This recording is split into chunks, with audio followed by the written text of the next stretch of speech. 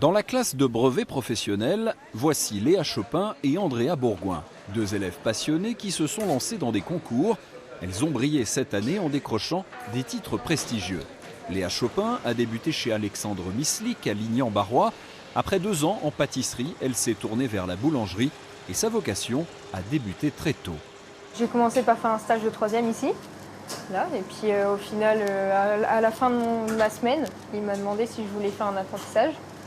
Donc j'ai tout de suite dit oui, parce que j'aime beaucoup la boulangerie et tout. Et puis du coup, je suis restée là.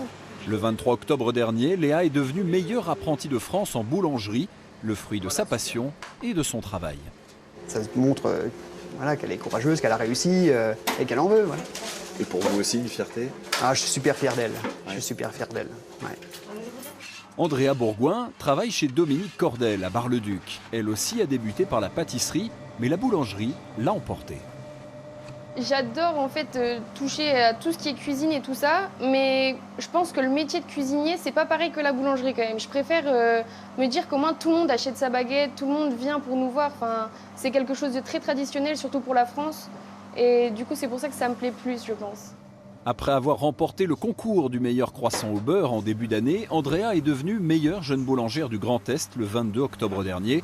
Pour son patron, c'est une question de passion. Si les personnes ont vraiment une envie, une passion, mais qu'ils la vivent. Parce que déjà, s'ils vivent une passion, ils seront heureux dans leur vie. Si on a un truc comme dans la tête, comme Andrea disait tout à l'heure, j'ai toujours aimé, mais vas-y, essaye. À la fin du mois, Andrea disputera la finale nationale des meilleurs jeunes boulangers. Un concours pour lequel elle s'entraîne sans relâche. L'épreuve se joue en 7 heures et la liste des produits à fabriquer est longue. J'ai du pain de tradition, j'ai du pain de campagne que je suis en train de fariner juste là. J'ai des pains régionaux. En fait, je dois mettre la région d'accueil en valeur.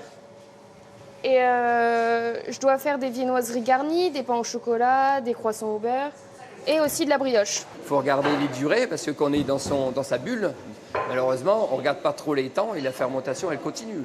Donc il faut être attentif absolument à tout. Autant aux fermentations, aux cuissons, à la méthodologie de tout ce qu'on fait. La finale du concours des meilleurs jeunes boulangers de France se déroulera du 26 au 29 novembre prochain à Vesoul. Andrea y présentera le fruit de tout son savoir-faire.